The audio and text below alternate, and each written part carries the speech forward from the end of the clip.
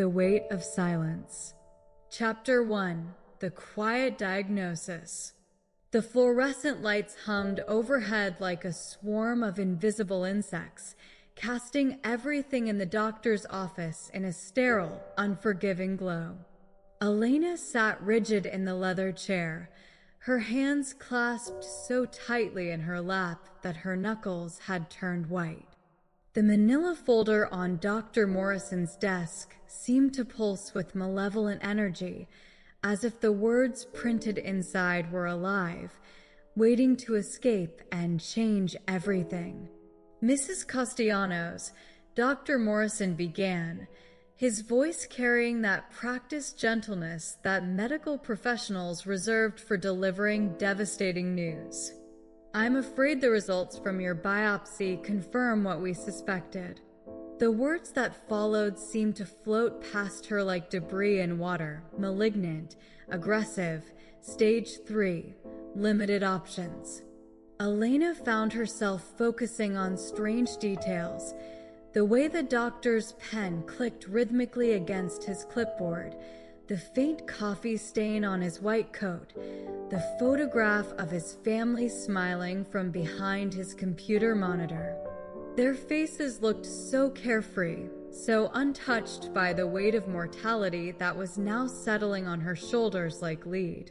The prognosis, Dr. Morrison continued, consulting his notes with clinical precision. Given the location and advancement of the cancer, we're looking at approximately 12 to 18 months. With aggressive treatment, chemotherapy, radiation, we might extend that timeline, though the quality of life would be significantly impacted. 12 to 18 months. The numbers echoed in her mind, bouncing off the walls of her consciousness like a tennis ball in an empty court. She was 34 years old. She had been married to David for 6 years. They had just started talking about children. She was supposed to get her promotion at the marketing firm next month. She was supposed to have decades ahead of her. "I understand this is overwhelming," the doctor said, leaning forward with practiced compassion. "You don't have to make any decisions today. Take time to process this information.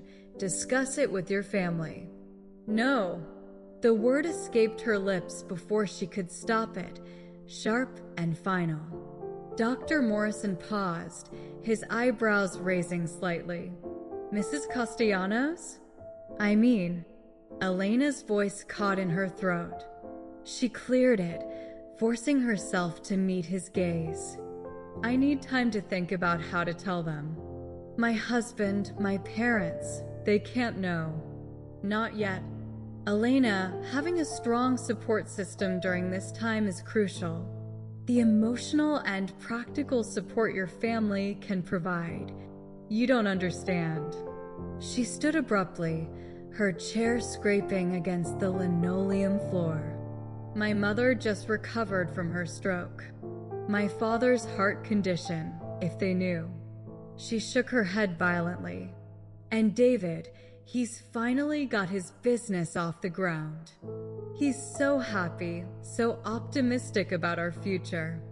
I can't be the one to destroy that." The shame hit her like a physical blow. She was diseased, defective, broken in a way that would spread its poison through everyone she loved. The image of David's face when he learned the truth, the way his eyes would fill with pity and fear, the way he would transform from husband to caretaker, made her stomach lurch. Dr. Morrison's expression grew concerned. "Elena, this isn't something you can face alone. The treatment process, the side effects." "I'll manage," she said, already moving toward the door. "I need to research my options. I need to understand what I'm dealing with before I involve anyone else."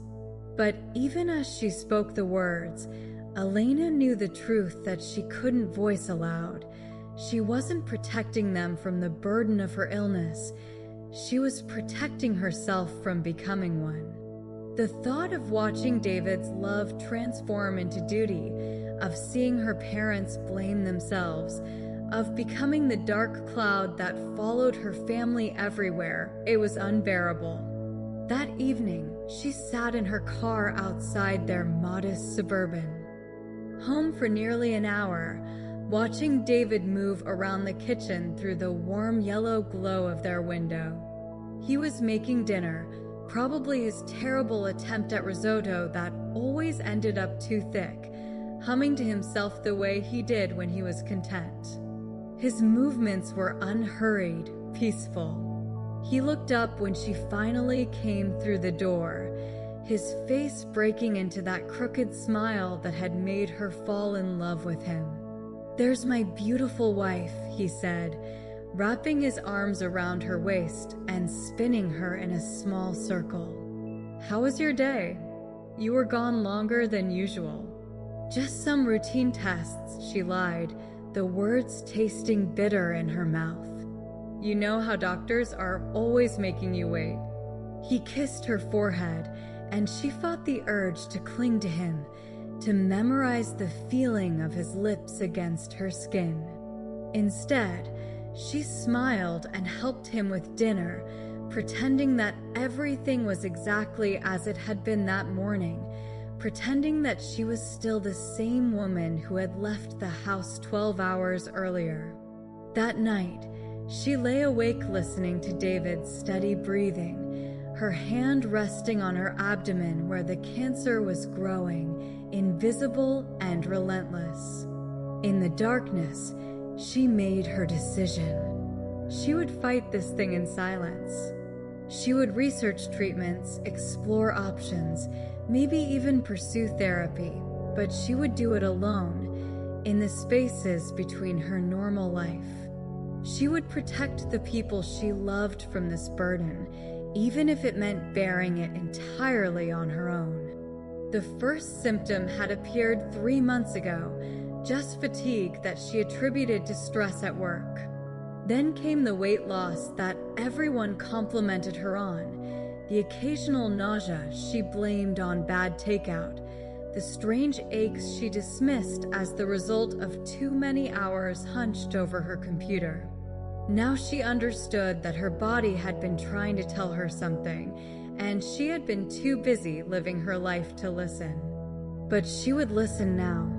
She would become an expert in her own destruction, studying it with the same focused intensity she brought to her marketing campaigns.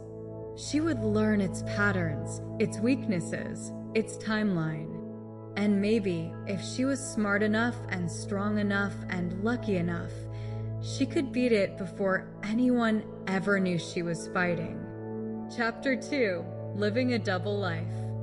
The alarm clock's shrill cry pierced through the pre-dawn darkness at 5:30 a.m., just as it had every morning for the past 3 months. Elena slipped out of bed with practiced silence, her movements choreographed through repetition.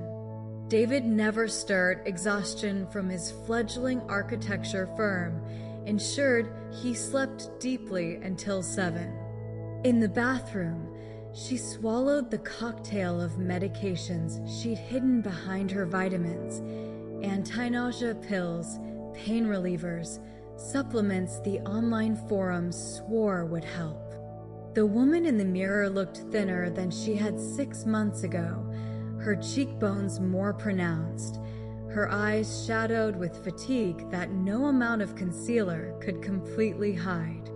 But she had become an artist of illusion, learning exactly how much makeup was needed to create the appearance of health. Morning, beautiful. David's voice was thick with sleep as she emerged from the bathroom, already dressed for work. Morning, sleepyhead. She bent to kiss him, tasting toothpaste and the lingering sweetness of dreams.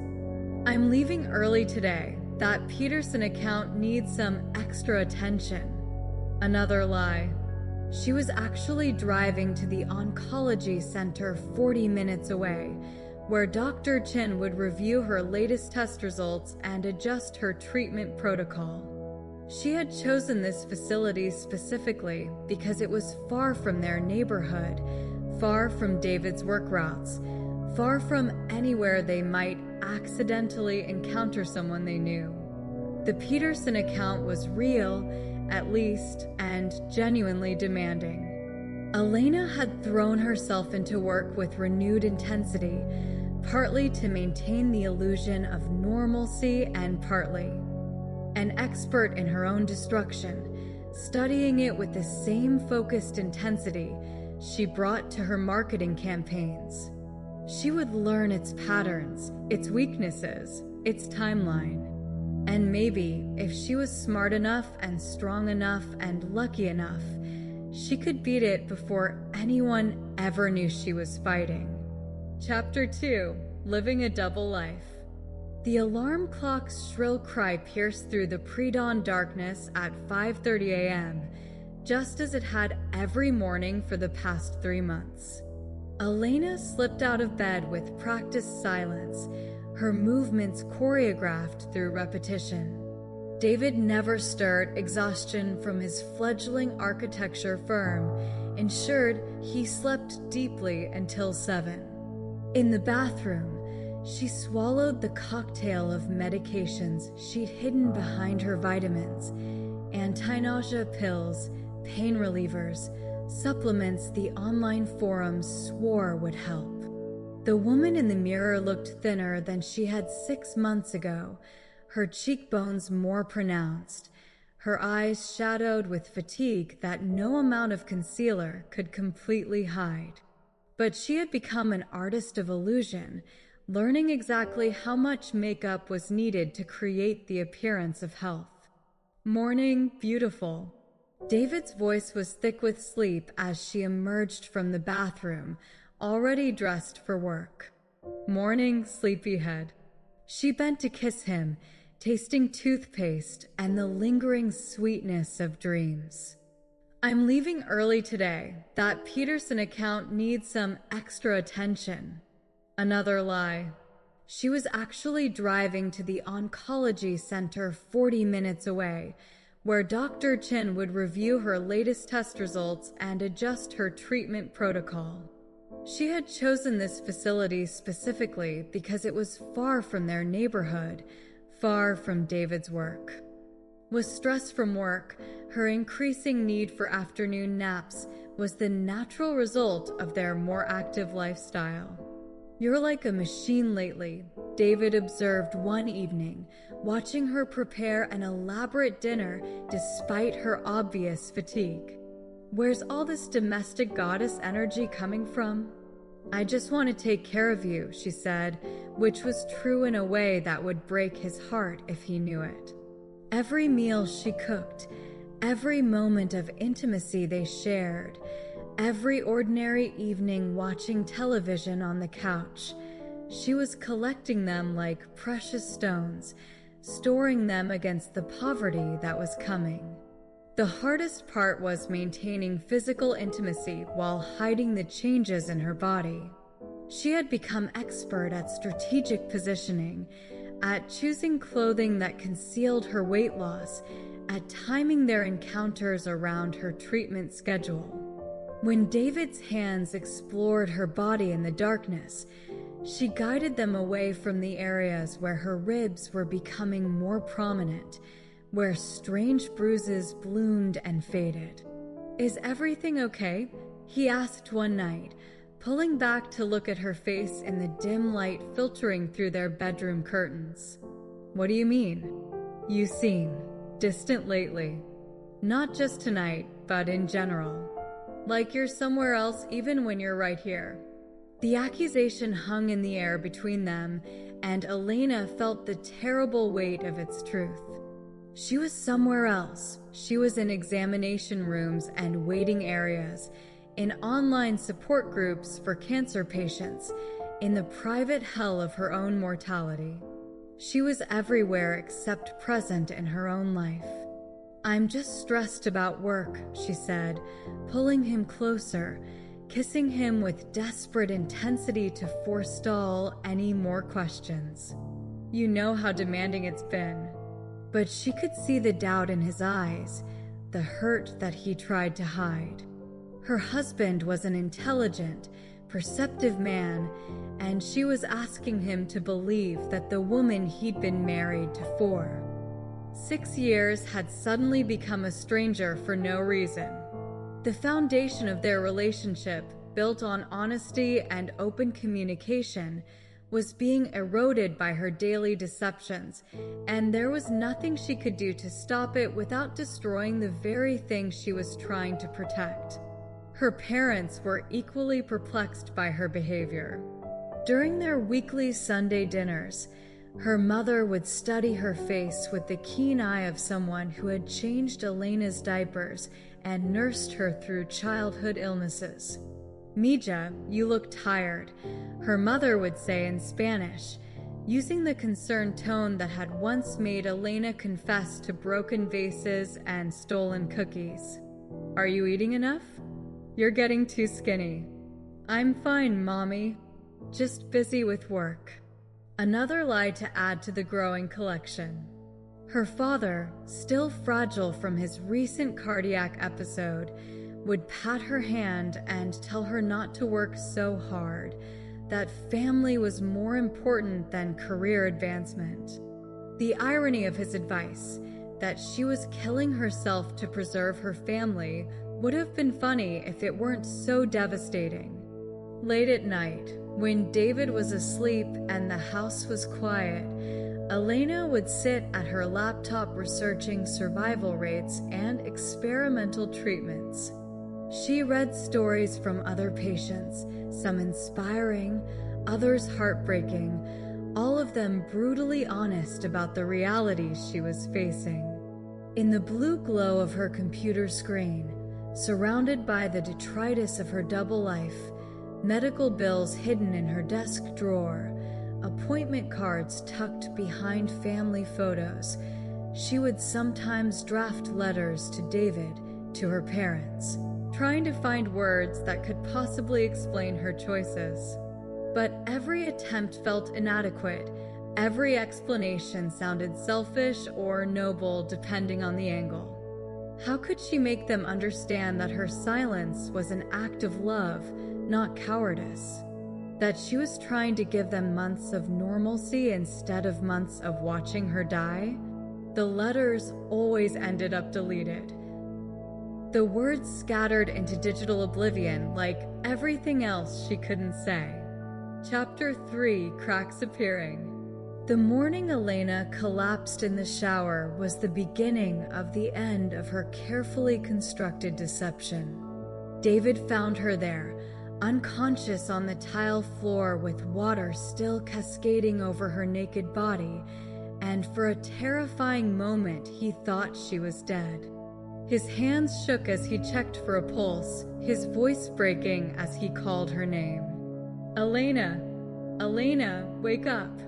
She came to slowly, the world swimming into focus through a haze of nausea and confusion. David's face hovered above her, pale with panic, and she realized with sinking horror that her time was running out. "We're going to the hospital," he said, reaching for his phone. "No." The word came out sharper than she intended. "No, I'm fine. I stood up too fast. Low blood pressure. You were unconscious for almost 3 minutes. That's not low blood pressure."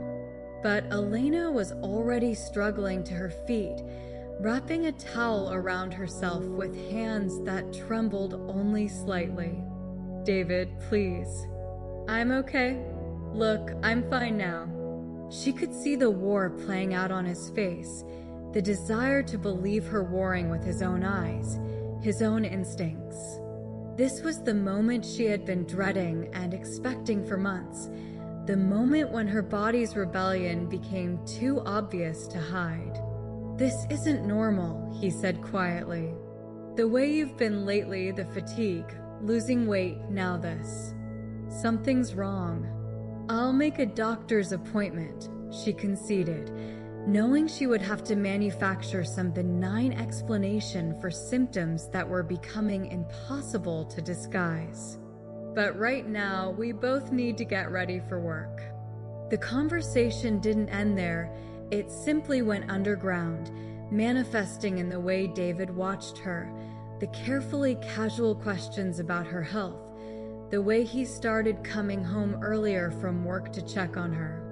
Elena could feel his growing suspicion like a physical weight pressing against her chest every time they were in the same room. Her parents were equally concerned when she appeared at Sunday dinner looking gaunt, despite her attempts at camouflage. Her mother took one look at her and immediately began preparing a care package of leftovers, muttering in Spanish about working women who didn't take care of themselves. "Elena, you look terrible," her father said with his characteristic bluntness, made sharper by his own recent brush with mortality. "When was the last time you saw a doctor?" "I'm seeing one next week," she lied, because she actually had an appointment with Dr. Chin to discuss adjusting her treatment plan. The cancer was becoming more aggressive, and the side effects from the medication were intensifying. But maintaining the facade was becoming physically impossible. The morning sickness, a cruel irony given that pregnancy was something she would never experience, struck at unpredictable times. She found herself ducking into bathroom stalls at work, gripping the cold metal walls as waves of nausea rolled through her. Her concentration wavered during meetings, words swimming on the page as fatigue crashed over her like a tide. "Elena, are you sure you're feeling all right?" her assistant Jessica asked one afternoon, finding Elena slumped over her desk. "You look really pale." "Just tired," Elena mumbled, forcing herself to sit up straight. "Too much coffee, not enough sleep." But Jessica's expression remained concerned, and Elena realized that her mask was slipping in ways she couldn't control. The careful makeup that had hidden her illness for months was no longer enough to disguise the gray pallor of her skin, the dark circles that seemed to deepen daily, the way her clothes now hung loosely on her shrinking frame.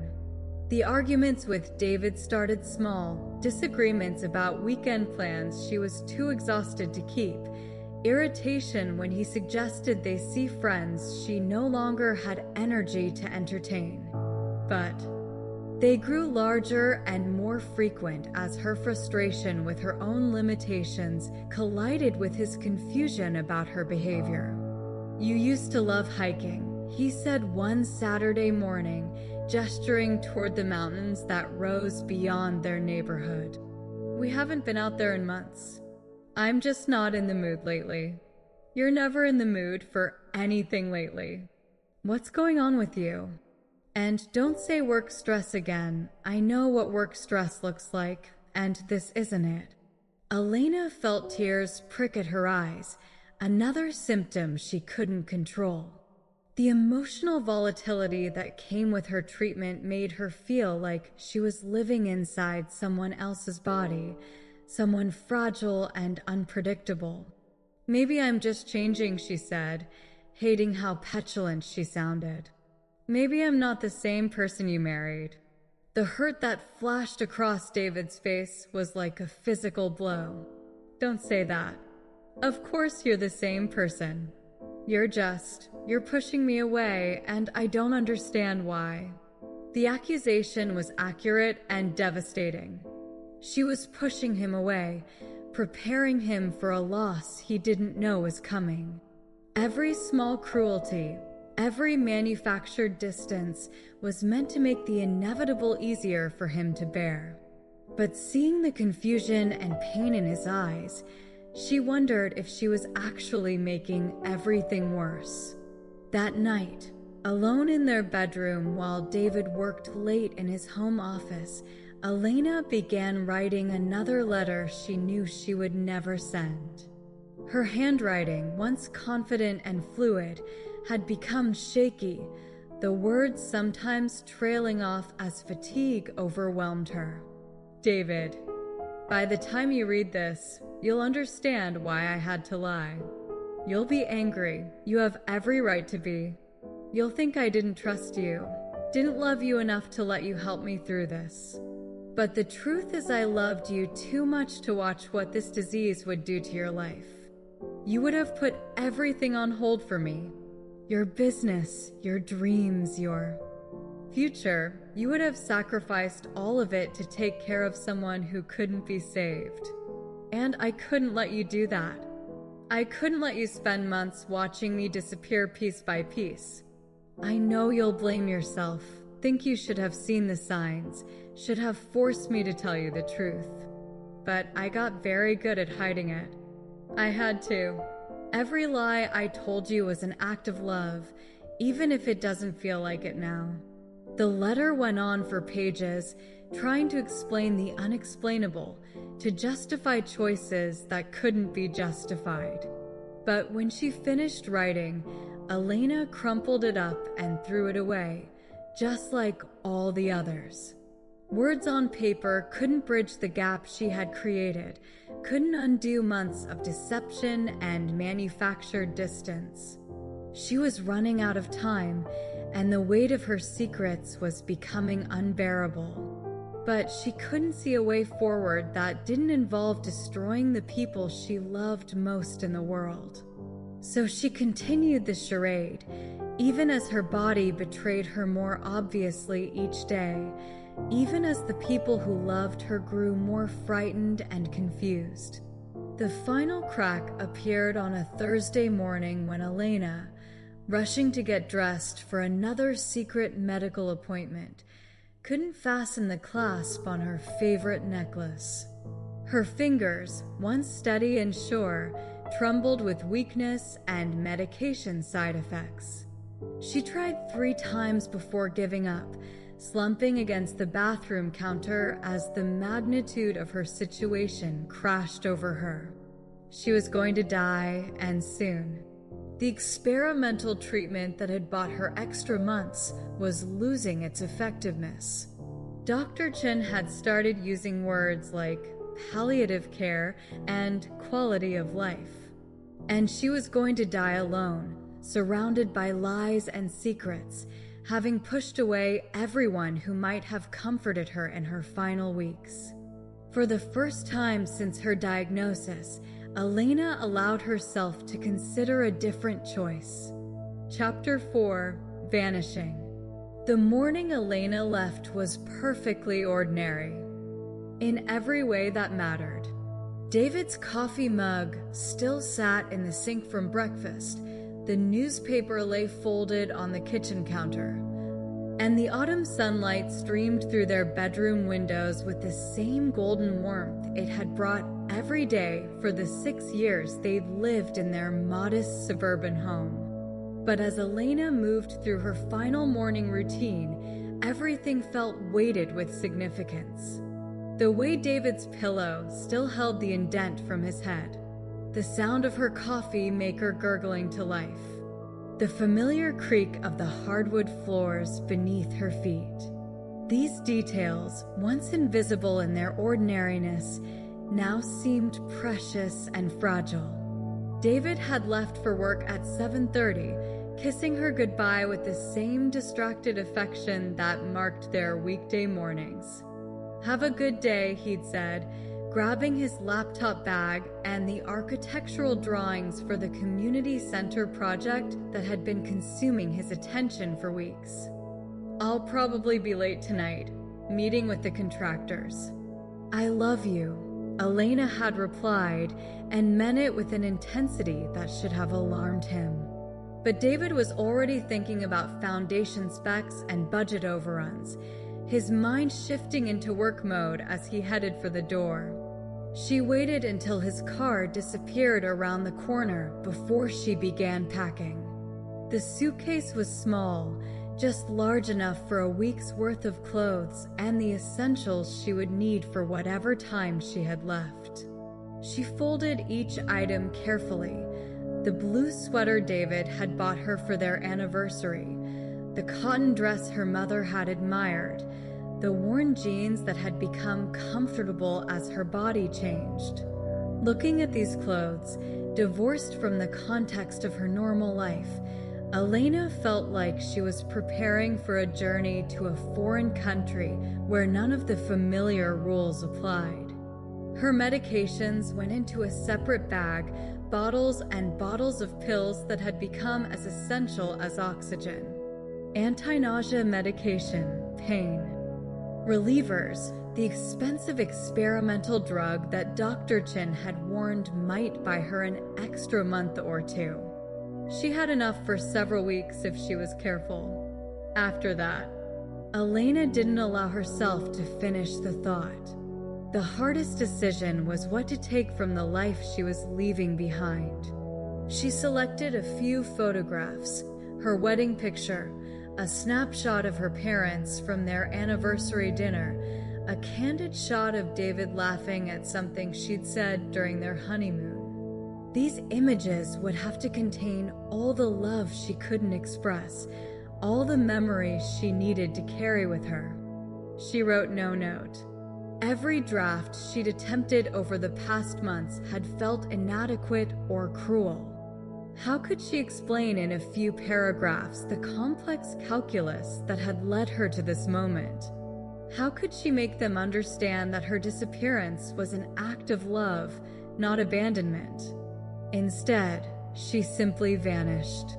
The drive to the coast took 4 hours, 4 hours of highways and small towns, of radio music that seemed to belong to someone else's life. Elena had chosen the small seaside village of Mendocino almost randomly, drawn by an online photograph of weathered houses perched on bluffs above the Pacific Ocean. It looked like the kind of place where someone could disappear into the landscape, becoming as temporary and forgettable as morning fog. The rental cottage she'd found online was smaller than expected, just 2 rooms and a tiny kitchen, furnished with the kind of bland comfort that spoke of countless previous tenants who had also been seeking escape.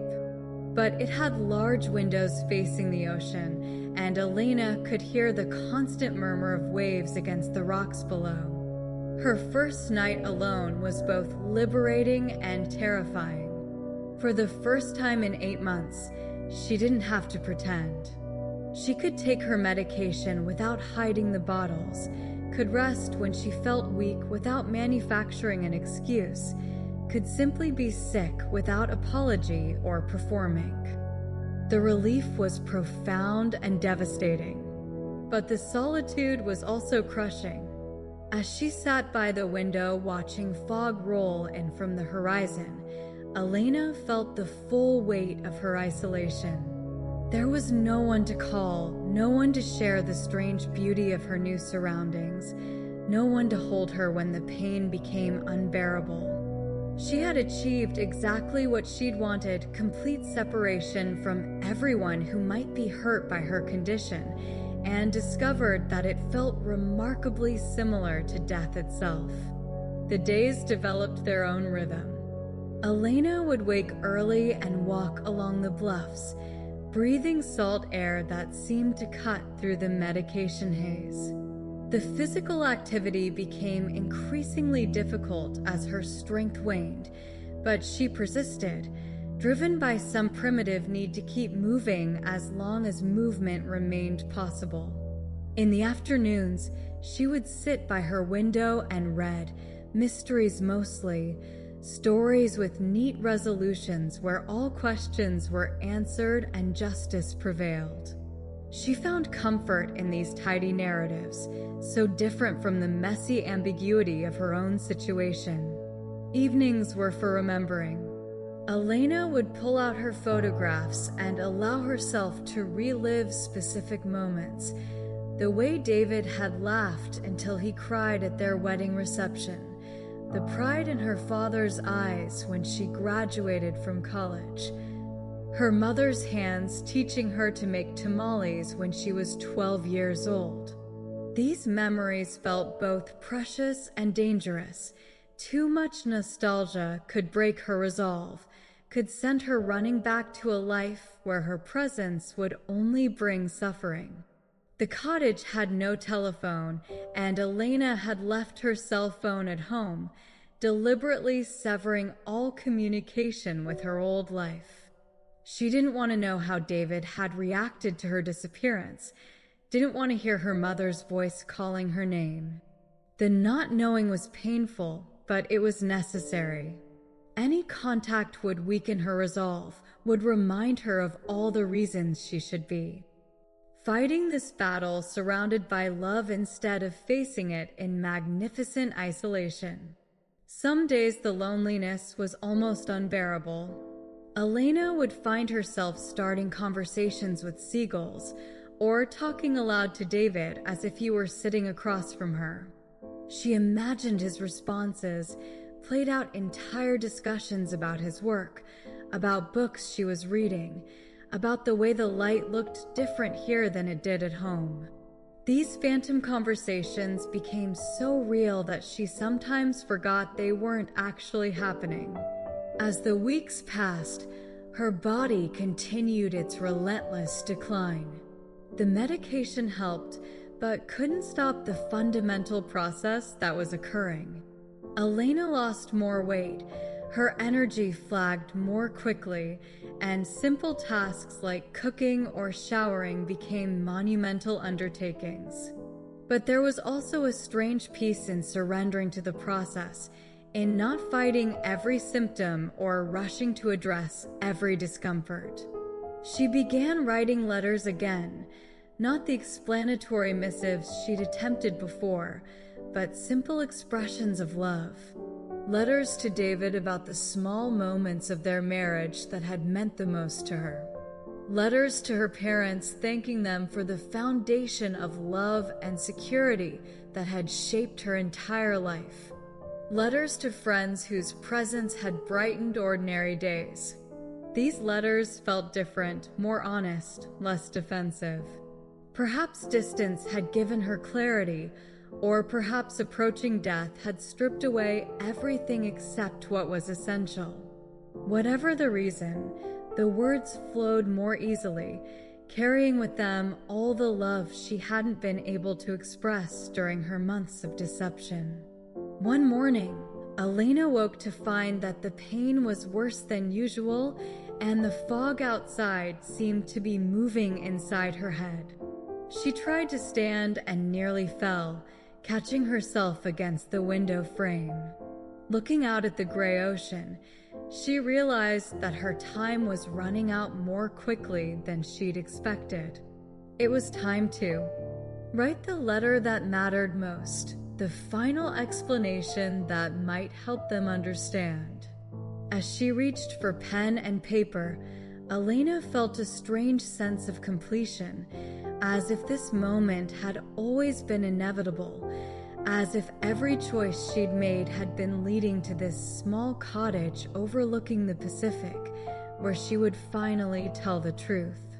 Chapter 5: The Letter Found Too Late. The letter was found 3 days after Elena's funeral, tucked inside the pages of her favorite cookbook, the one her grandmother had given her, filled with margin notes in Elena's careful handwriting about substitutions and timing. David discovered it while packing up her things, a task that had seemed impossible until he realized that keeping everything exactly as she'd left it was even worse than facing the emptiness. The envelope was addressed simply, "For my family." Inside, 27 pages of Elena's handwriting, sometimes steady, sometimes trembling, chronicling the 8 months she had lived and died alone. "My dearest David, Mommy, Poppy, and all who loved me. I am gone now, and I hope that by the time you read this, the sharpest edge of your anger has dulled enough for you to hear what I need to say. I know you are furious with me, David. I can see your face as you read this, the way your jaw tightens when you're trying not to cry. I know you feel betrayed, abandoned, shut out from the most important thing that ever happened to me. You have every right to feel this way. But please, before you decide that I was selfish or cowardly, let me try to explain. The letter went on to detail everything: the diagnosis she had received alone, the treatment she had pursued in secret, the careful choreography required to maintain the illusion of normalcy while fighting for her life. Elena wrote about the specific moments when she had come close to telling the truth, sitting in their kitchen after her first chemo session, lying in bed while David slept peacefully beside her, standing in her parents' living room while her mother fussed over her weight loss. I practiced the words 1,000 times. I have cancer. 3 simple words that would have changed everything. But every time I imagined saying them, I saw your lives reshaping around my illness. David, you would have put your business on hold, the business you've dreamed about since college. You would have become my caretaker instead of my husband, and I would have watched the light go out of your eyes a little more each day. Mommy, you would have blamed yourself, convinced that you should have seen the signs, should have forced me to eat more, rest more, take better care of myself. And Poppy, your heart is still healing. How could I ask it to bear the weight of watching your only daughter waste away? Elena wrote about the experimental treatment that had given her extra months she had chosen to spend preserving their happiness rather than preparing them for her death. She described the small cottage by the sea where she had spent her final weeks, the peace she had found in the sound of waves, the strange freedom of being able to be sick without pretense. I know you think I cheated you out of the chance to care for me, to show your love through sacrifice and devotion. But you showed me your love every day for 34 years. I didn't need you to prove it by watching me die. David, do you remember our 2nd anniversary, when I had food poisoning and you stayed up all night bringing me ice chips and cool washcloths? You were so tender, so present, so completely focused on making me comfortable. That night, I knew I had married someone who would do anything for me, who would carry any burden to spare me pain. That knowledge sustained me through every difficult moment of these past months. But I also knew that if you had to watch cancer take me piece by piece, my strength, my spirit, my recognition of your face, it would break something in you that might never heal. I couldn't give you that burden to carry for the rest of your life. The letter continued for pages, addressing each family member individually. She wrote to her mother about childhood memories, about lessons learned in the kitchen and garden, about the fierce protective love that had shaped Elena's understanding of what family meant. She thanked her father for teaching her independence, for showing her that strength sometimes meant making difficult choices alone. She wrote to David about their love, not as something that had ended, but as something that continued beyond death, woven into the fabric of who he had become during their years together. I need you to know that every happy moment we shared was real. Every I love you we exchanged was true. When I laughed at your terrible jokes, when I cooked your favorite meals, when I made love to you even when I was exhausted, none of that was performance. It was just love, pure and simple. The hardest part wasn't hiding my illness from you. The hardest part was hiding how much I loved you, was holding back the fierce gratitude I felt for every ordinary day we had together. I wanted to memorize every conversation, every touch, every moment of mundane domestic happiness. I wanted to tell you how beautiful you looked reading the newspaper in the morning, how your laugh could make me forget, temporarily, what was happening inside my body. Near the end of the letter, Elena's handwriting became noticeably weaker, the words sometimes trailing off or becoming difficult to read.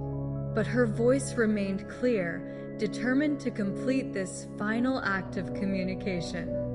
I know you will blame yourselves for not seeing the signs, for not forcing the truth out of me. Please don't. I became very good at hiding my illness because I was motivated by the most powerful force I've ever known, my love for you. Every lie I told was a gift I was trying to give you, the gift of normalcy, of hope, of being able to love me without fear. I also know you will wonder if things could have been different if I had shared this burden with you. The truth is, they might have been. I might have lived a few months longer with aggressive treatment and your support, but those months would have been filled with suffering, yours and mine. Instead, I gave us 8 months of normal life, 8 months where you could love me without pity, where I could be your wife instead of your patient. I don't know if I made the right choice. I only know it was the only choice I could live with or die with. Elena ended the letter with individual messages for each person she was leaving behind. For David, she left instructions about practical matters, the location of important documents, the passwords to accounts, her wishes for memorial services. But more importantly, she left permission. I need you to promise me something, David. I need you to promise that you will not spend the rest of your life as a widower. You have so much love to give, so much life ahead of you. When the grief becomes manageable, when you can think of me without pain, I want you to find someone else to love. I want you to build the business you dreamed of, travel to all the places we planned to visit together, maybe even have the children we talked about. This isn't a betrayal of what we had, it's the completion of it. I loved you enough to die alone so you could live fully. Don't waste that gift by becoming a monument to my memory. For her parents, she left gratitude and reassurance, trying to ease the guilt she knew they would carry.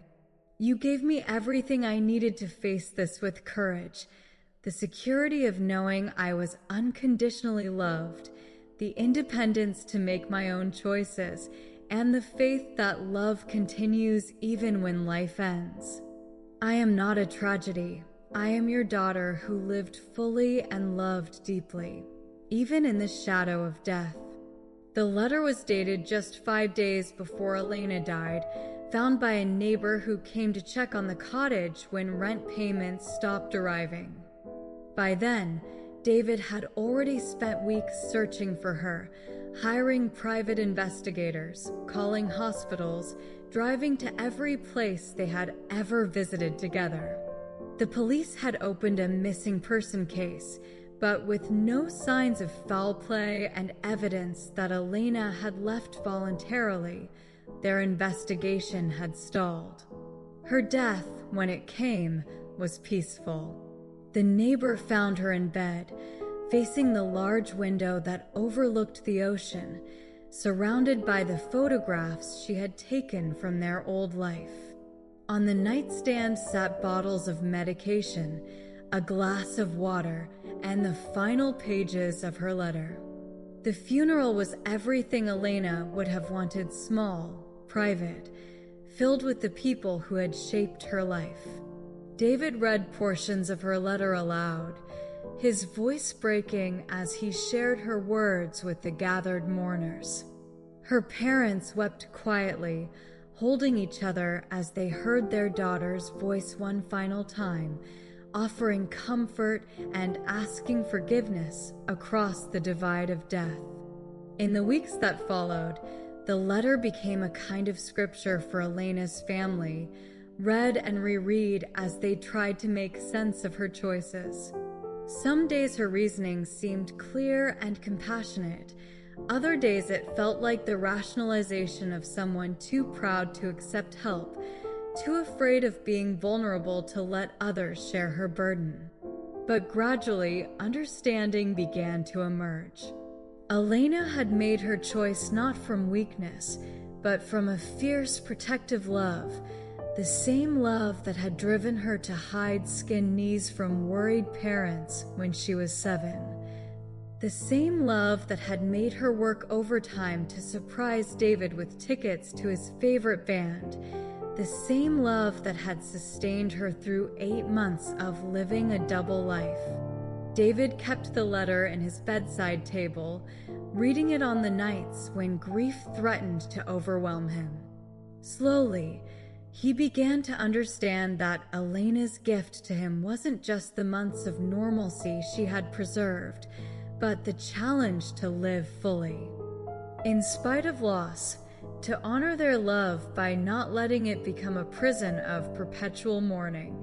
Elena's mother framed the pages addressed to her, hanging them in the kitchen where she could read her daughter's words while preparing the meals that would continue to nourish her family. In Elena's gratitude for childhood lessons and protection, she found the strength to forgive the silence that had kept them apart during the most important battle of her daughter's life.